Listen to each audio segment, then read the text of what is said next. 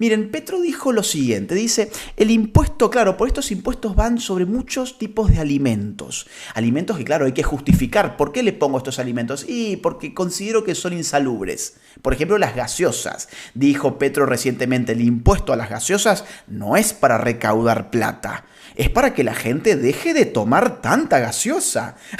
Ahora bien, el objetivo de la reforma tributaria, en verdad, sí es recaudar plata. ¿Saben cuánto? 20 billones de pesos en el año 2023. Pero claro, Petro, que es un buen padre del pueblo, tiene que controlar que sus hijos no tomen tanta gaseosa.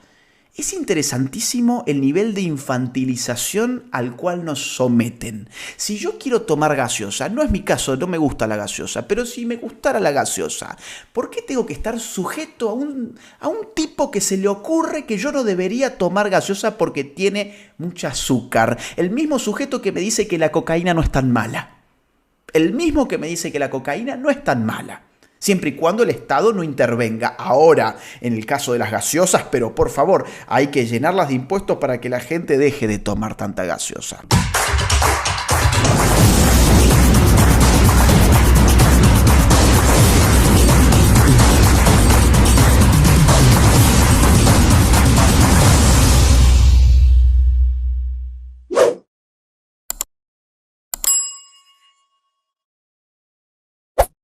Acaban de cumplirse los primeros 100 días del gobierno del señor Gustavo Petro en Colombia y vale la pena dedicar este video a analizar algunos de los puntos más relevantes de esta por ahora muy triste gestión.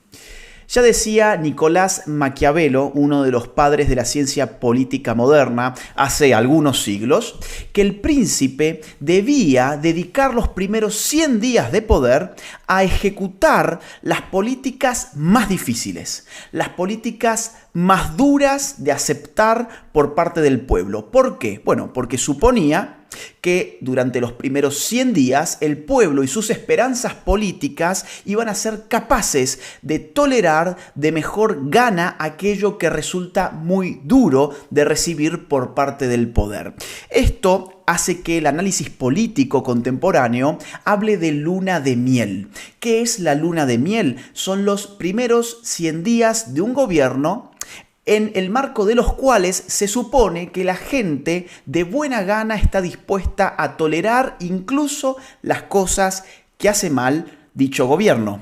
Esto es muy interesante de mencionar porque en el caso del gobierno de Gustavo Petro no hubo tal luna de miel. Mucho antes de estos primeros 100 días, la imagen de Gustavo Petro se vino a pique. Pasó en solo un mes, de agosto a octubre, a caerse 10% de aceptación.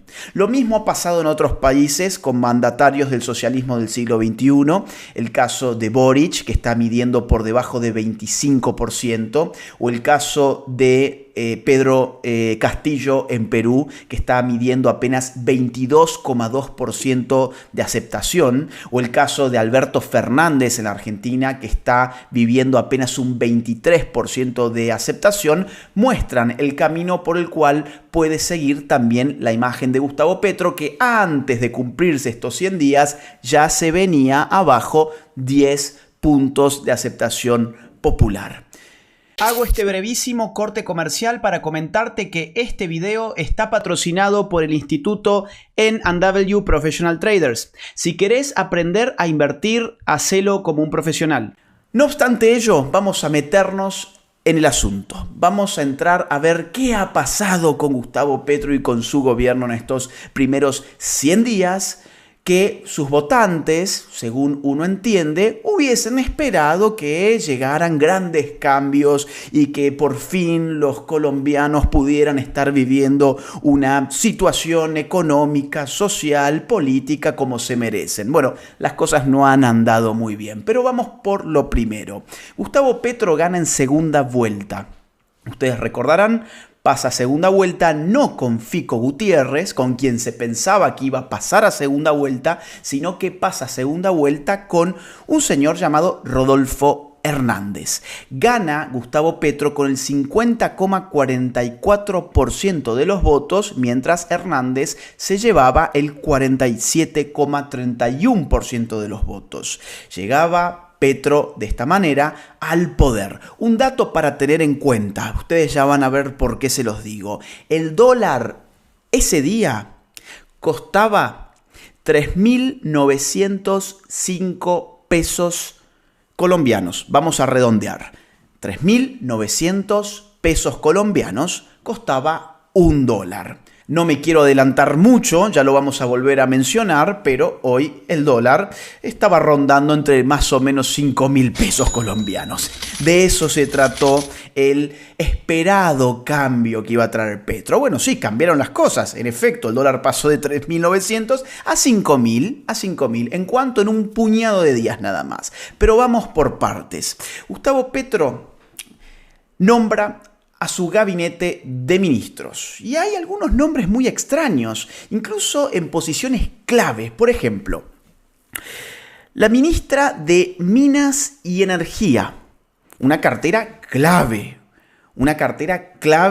para un país como Colombia que depende de la cuestión minera y energética. Sus divisas provienen de ahí.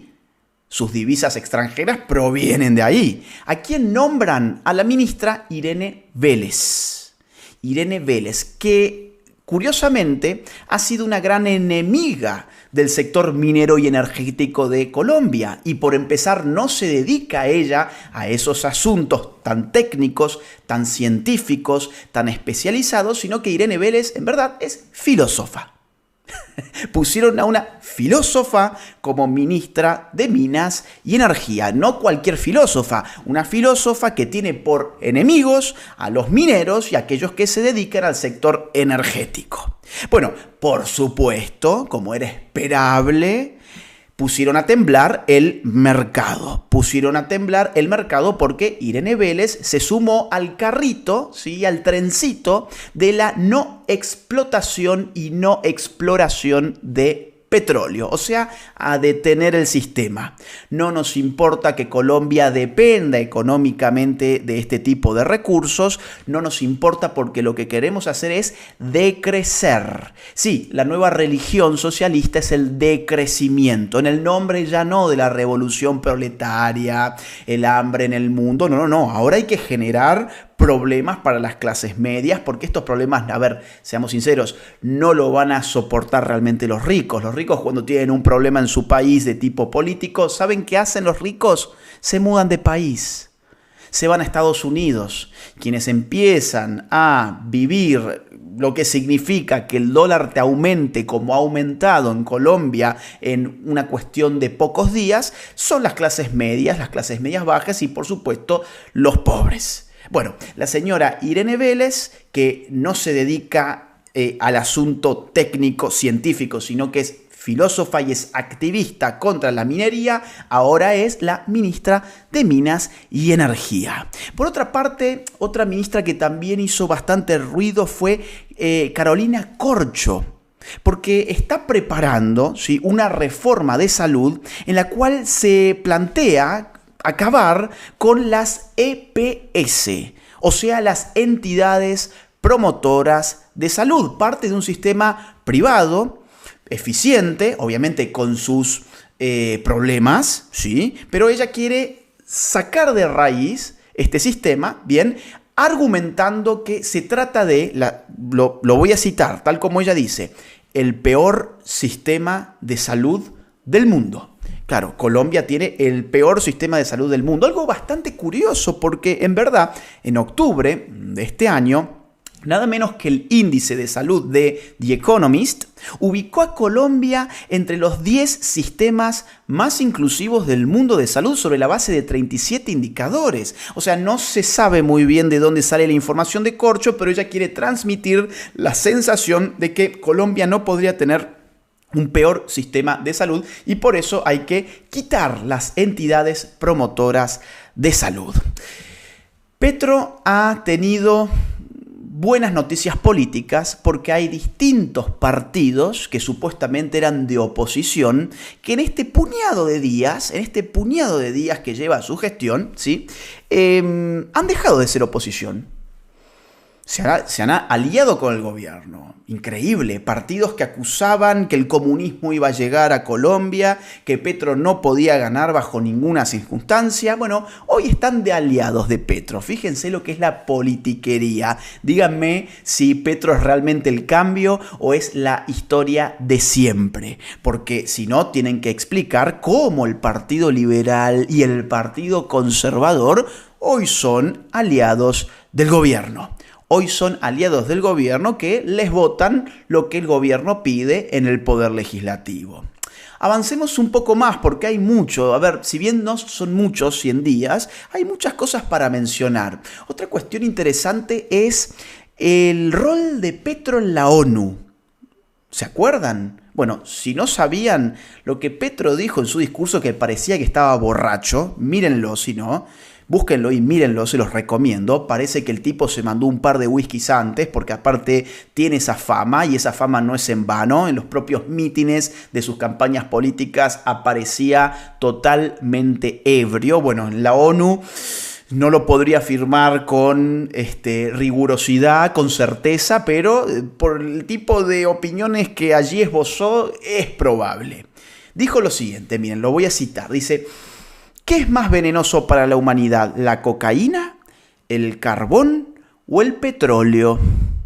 Sigue de esta forma, responde: el dictamen del poder ha ordenado que la cocaína es el veneno y debe ser perseguida. Así, ella solo cause mínimas muertes por sobredosis y más por las mezclas que provoca su clandestinidad dictaminada. Pero en cambio, el carbón y el petróleo deben ser protegidos. Así su uso pueda extinguir a toda la humanidad. Bueno, no, mira, ¿sabes qué? La cocaína no tiene nada de malo. Lo único que tiene de malo la cocaína es que sea ilegal para Petro. Eso es lo único de malo que tiene. Ahora, el carbón y el petróleo, en base al cual funciona la industria moderna, en base al cual nos movilizamos, en base al cual el propio Petro llegó volando a esta reunión de la ONU, bueno, no, eso va a extinguir a la humanidad. A ver, el socialismo, insisto con algo que ya dije, el socialismo hoy está apalancado en distintos tipos de relatos, discursos que no tienen que ver con la vieja lucha de clases, sino que tienen que ver con el género, tienen que ver con el sexo, tienen que ver con las etnias, tienen que ver con el medio ambiente. Y el gobierno de Petro está apostando a esa variable con especial fuerza. No estoy diciendo nada nuevo, esto en todo caso es la tesis del libro que escribimos con Nicolás Márquez en el año 2016, llamado El Libro Negro de la Nueva Izquierda, que tuvo muchos enemigos ese libro. Ahora, lo siento mucho, la tesis de ese libro se ha mostrado válida, se ha mostrado verdadera y está frente a nuestras narices en todos estos gobiernos de izquierdas que, lejos de estar agitando una suerte de lucha de clases, reinterpretan la cuestión de otro modo. En este caso, una lucha del hombre frente al medio ambiente. Y tenemos que detener el sistema económico, tenemos que apostar a las regulaciones del Estado para que el Estado haga decrecer la economía y que podamos de esa forma salvar al mundo. Salvar al mundo y por supuesto a la naturaleza. Primero a la naturaleza, después a la humanidad, por supuesto. Se han cambiado, digamos, el orden de las prioridades en este nuevo discurso ambientalista radical. Bueno, claro, y en este sentido, pues la cocaína, no, la verdad que no tiene mucho de malo. Ahora, el carbón y el petróleo, eso sí, debería ser prohibido para Petro. Claro, de esa línea surge su ministra de Minas y de Energía. De la idea de que hay que detener estas máquinas. Claro, no las van a detener porque necesitan esos recursos. ¿De dónde los van a sacar? A ver, pensemos, 1, 2, 3, ¿de dónde la van a sacar? De un país llamado Venezuela. Venezuela. Cuando hablo un poquito ahora de política exterior, porque esto es un salpicado, es un análisis de salpicados de cosas que han estado pasando, vamos a mencionar algo relativo a Venezuela. Claro, ese es el modelo. Que Venezuela en todo caso nos venda su petróleo, o sea, algo que Colombia puede producir, no, mejor se lo compremos a nuestro socio Nicolás Maduro y la élite dictatorial que sujeta y somete a todo el pueblo venezolano. Las declaraciones de la ministra de Minas, de Petro, que son reiteradas, aparte dan un poquito de vergüenza ajena incluso. Uno la ve a ella, por ejemplo, en el Congreso intervenir, claro, tiene que ir a rendir cuentas y a comentar sus planes y a comentar lo que va a hacer, etc. Y empieza a leer sus intervenciones. Y le tienen que avisar, señora, miren, el reglamento del Congreso es que usted no puede leer. ¿No? No, simplemente, señora ministra, proceda a su intervención. Hay que tener, digamos, cuidado para no dar la impresión de estar leyendo. Está prohibido por la ley quinta, pero pues continúe su intervención. Y ella no tiene ni la más pálida idea, entonces no puede seguir leyendo, pero empieza como esos estudiantes que quieren copiarse porque no saben, porque no han estudiado, quieren copiarse. Bueno, es básicamente lo mismo, el video es realmente patético. Y empieza a confundir números y habla de 12.000 billones, por ejemplo, en vez de 12 billones, tiene errores gravísimos y termina hablando de lo único que, entre comillas, sabe. ¿Y qué sabe? Por supuesto, temas de género, temas de interseccionalidad. Acusa a la ciencia de logocéntrica, de que hay un logos dominante que es machista, patriarcal, opresor, eurocéntrico y que hay que deconstruir la ciencia occidental. ¿Ustedes piensan que lo que estoy diciendo es en broma? Esta señora fue firmante de un manifiesto en contra de la ciencia hegemónica. Bueno, y así le va. Y así le va, pero no solamente a ella, así le va a ir a los colombianos. Y así ya se están viendo impactos en este mercado. Por ejemplo, la empresa más importante de Colombia, Ecopetrol, ¿sí? O sea, es una empresa petrolera del Estado, es la principal fuente de divisas, está cayendo. Por ejemplo, el 11 de noviembre se cayó en la bolsa 8 puntos. Y las expectativas del sector son pésimas. Es que imagínense ustedes cómo va a tener las expectativas ese sector si nada menos que la ministra de Minas y Energía está diciendo hay que detener la exploración y la explotación. Hay que detener este sistema. Bueno, por supuesto que se va a caer. ¿Y quiénes van a sufrir las consecuencias? Vuelvo a lo mismo, los ricos. No, los ricos sacan sus capitales y se van a otro lugar. Los que van a sufrir son los pobres, por supuesto. Interesante también saber que no solamente la ministra es filósofa y no tiene ni idea del asunto técnico, científico, muy específico que tiene que ver con los asuntos energéticos, sino que para más o menos justificar la cuestión de quiénes podían entrar en ese ministerio, reformaron el manual y los reglamentos, mejor dicho, los reglamentos, y ahora el Ministerio de Minas y Energía, insisto, algo tan específico, miren, pueden entrar. Además de filósofos, como es este caso, pueden entrar teólogos, pueden entrar politólogos, pueden entrar expertos en artes liberales, pueden entrar sociólogos, etcétera, etcétera. ¿Para qué? Bueno, para toda esa gente que generalmente no tiene nada que hacer en el mercado porque a nadie les interesan sus servicios, pero son buenos militantes de las causas izquierdistas, pues vamos a darle un lugar en el gobierno. ¿Y dónde los vamos a meter? Y no sé, a ver a dónde los podemos meter. Mira, acá tenemos un ministerio de minas que lo queremos destruir, que queremos destruir el sector. Lo llenemos entonces, ¿sabes de qué? Lo llenemos de sociólogos, lo llenemos de politólogos, lo llenemos de gente de artes liberales. Vamos a reventarlo, ahí está. Eso es lo que están haciendo hoy con un ministerio tan clave para un estado como el colombiano. Solo 100 días, estamos hablando de 100 días. Fíjense la cantidad de cosas. Miren, otro punto. Teniendo mayoría en el Congreso, ¿sí? Se aprobó también en estos primeros 100 días una reforma tributaria. Recordarán ustedes, ¿quién quería hacer una reforma tributaria antes de Petro? Sí, Iván Duque. ¿En qué año? En el año 2019-2020, cuando reventaron Colombia. ¿Se acuerdan? Incendiaron Colombia. Delincuentes que además ahora Petro los premia. los ensalza, los reivindica, esos delincuentes que reventaron Colombia. Bueno, ahora cuando Petro hace su reforma tributaria y grava y sube los impuestos en un montón de productos alimenticios, entre otros, está todo bien. Si la reforma tributaria la hace un izquierdista como Petro, no pasa nada. No vamos a salir a romper nada, no vamos a prender fuego un metro, no vamos a atacar a la policía, no pasa nada. Ahora, si la reforma tributaria venía de la mano de Iván Duque, tenía que arder Colombia. Y eso fue lo que hicieron. Miren, Petro dijo lo siguiente, dice, el impuesto, claro, por estos impuestos van sobre muchos tipos de alimentos. Alimentos que, claro, hay que justificar. ¿Por qué le pongo estos alimentos? Y porque considero que son insalubres. Por ejemplo, las gaseosas. Dijo Petro recientemente, el impuesto a las gaseosas no es para recaudar plata. Es para que la gente deje de tomar tanta gaseosa.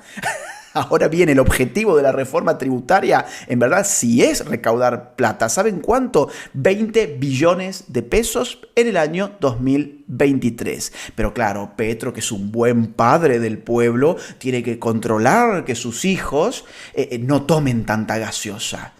Es interesantísimo el nivel de infantilización al cual nos someten. Si yo quiero tomar gaseosa, no es mi caso, no me gusta la gaseosa, pero si me gustara la gaseosa, ¿por qué tengo que estar sujeto a un tipo que se le ocurre que yo no debería tomar gaseosa porque tiene mucho azúcar? El mismo sujeto que me dice que la cocaína no es tan mala. El mismo que me dice que la cocaína no es tan mala. Siempre y cuando el Estado no intervenga. Ahora, en el caso de las gaseosas, pero por favor, hay que llenarlas de impuestos para que la gente deje de tomar tanta gaseosa. Bueno, ojalá fuesen solamente las gaseosas las gravadas con impuestos en esta reforma tributaria. Miren, les voy a leer rapidito algunos ítems más. Bien, los tengo todos acá. Productos con impuestos nacional al consumo. Los que siguen: carne y despojos comestibles, salados o en salmuera, secos o ahumados. Harina y polvo comestibles de carne o de despojos. Embutidos y productos similares de carne, despojos o sangre. Preparaciones alimenticias a base de estos productos. Por ejemplo, la morcilla. Por ejemplo, una salchicha. Sigue así. Las demás preparaciones y conservas de carne, despojos o sangre. Papas fritas, patacones, chicharrones empacados, snacks o pasabocas empacados, galletas dulces con adición de edulcorante, barquillos y obleas, incluso rellenos, los waffles, etc. Ponqués y tortas, bizcochos y pasteles de dulce, merengues, cacao en polvo con adición de azúcar u otro edulcorante, confites de chocolate, frutas recubiertas de chocolate y otros productos de confitería y repostería y demás preparaciones alimenticias que contengan cacao, que no sean en bloques, tabletas o barras y que tengan adición de azúcar u otros edulcorantes, artículos de confitería sin cacao, incluido el chocolate blanco, helados, incluso con cacao, únicamente los postres a base de leche, incluidos arequipe, manjar blanco, dulce de leche, salsa, sopa, cereales, etcétera, etcétera. Claro, en el nombre de tu salud. Ahora, qué interesante, porque mucho de esto, por ejemplo, es la típica base alimenticia de personas con pocos recursos. Por ejemplo, salchichas, embutidos, sopas. Digo, ¿por qué esa gente tiene que empezar a pagar impuestos por comprar salchichas? No, porque no son sanas. Bueno, pero ¿qué querés que compre esa gente? ¿O vos le vas a dar? ¿Qué le vas a dar a esa gente? Porque lo que estás haciendo es sacarle su poca plata, justamente.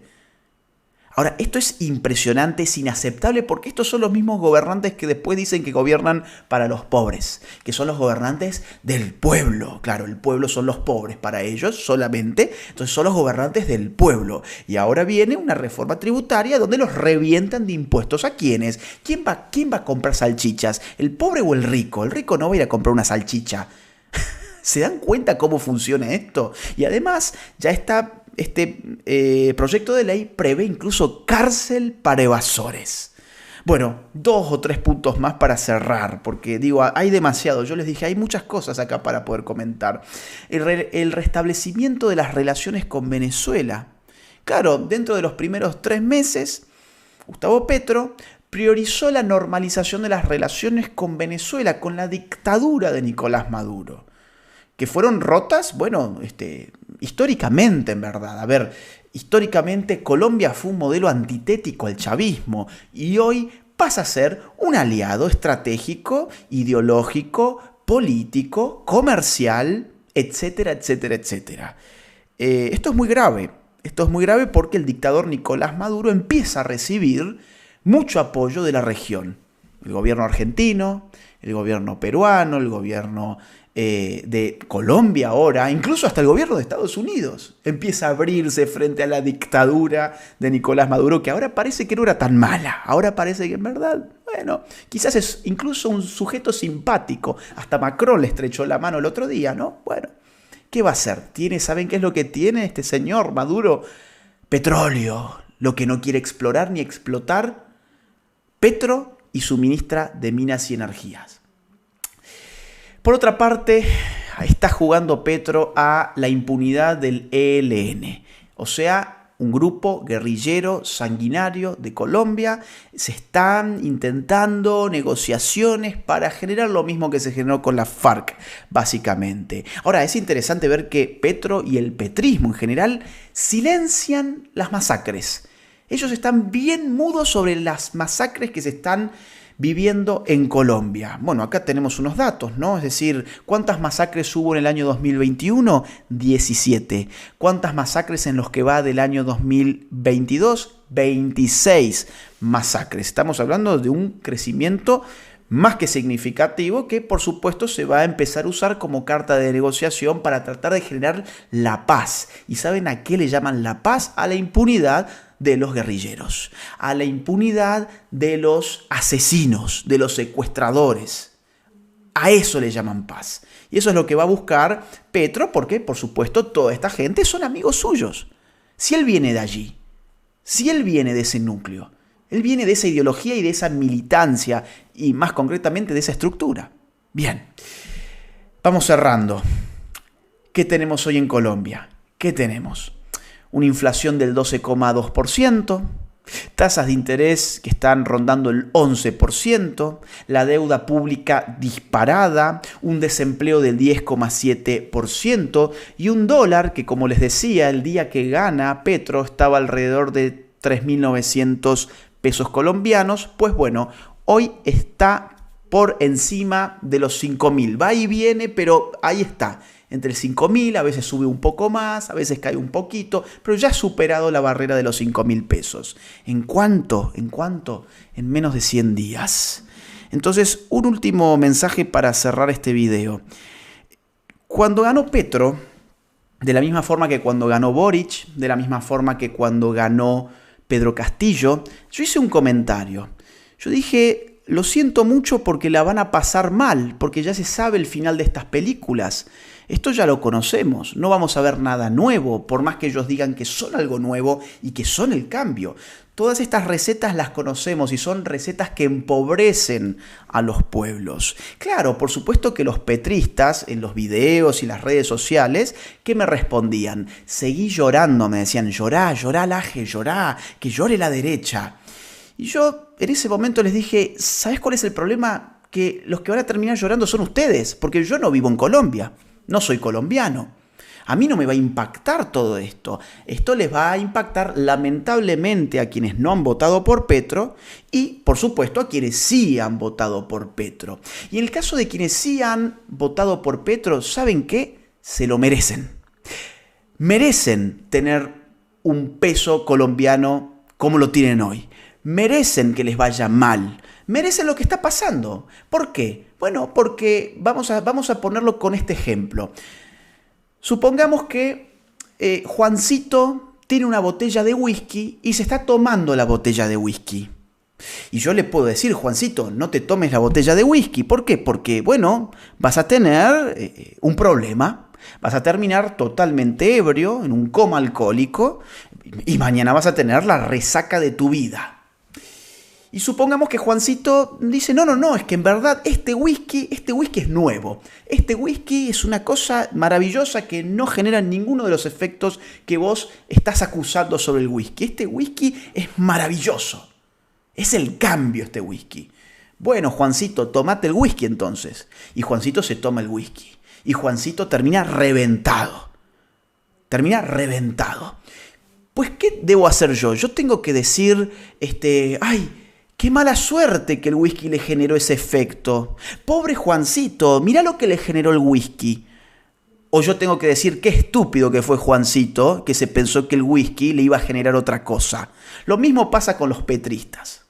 Lo mismo pasa con los que votan por Boric. Lo mismo pasa con los que votan por Alberto Fernández, por Cristina Kirchner, por Pedro Castillo, por Joe Biden. Lo que pasa es lo que tiene que pasar. Comete ahora la inflación, comete la devaluación, comete la pobreza, comete un país que se convierte en una república bananera. Es lo que tiene que pasar, son las consecuencias. Yo no puedo llorar sobre las consecuencias. En todo caso, yo tengo que advertir las causas. Y la causa fue haber votado a un sujeto llamado Gustavo Petro, que ni siquiera tuvo su luna de miel porque se cayó en muy pocos días, nada menos que 10 puntos en su imagen de popularidad. Si te gustó este video, te invito a que lo compartas y que lo difundas. A ver si los petristas empiezan a arrepentirse. Y si se arrepienten, son bienvenidos de este lado. Mi trabajo no se financia ni con el dinero de los políticos ni con el dinero de los impuestos de los ciudadanos a través de subsidios estatales. Al contrario, este video, este canal y todo el trabajo de batalla cultural que estoy dando desde hace años se financia íntegramente gracias a los aportes económicos libres y voluntarios de las personas que valoran lo que hago. De modo que si querés colaborar económicamente conmigo, te invito a que te suscribas en mi Patreon. El link queda en la caja de descripción de este video. O bien que te unas a mi canal de YouTube en el botón que encontrarás que dice unirse. Si no podés colaborar económicamente, no te preocupes, hay muchas otras formas de colaborar. Por ejemplo, difundiendo este video en tus redes sociales, en tus grupos de WhatsApp y en todas las plataformas que consideres oportunas. Muchas gracias desde ya.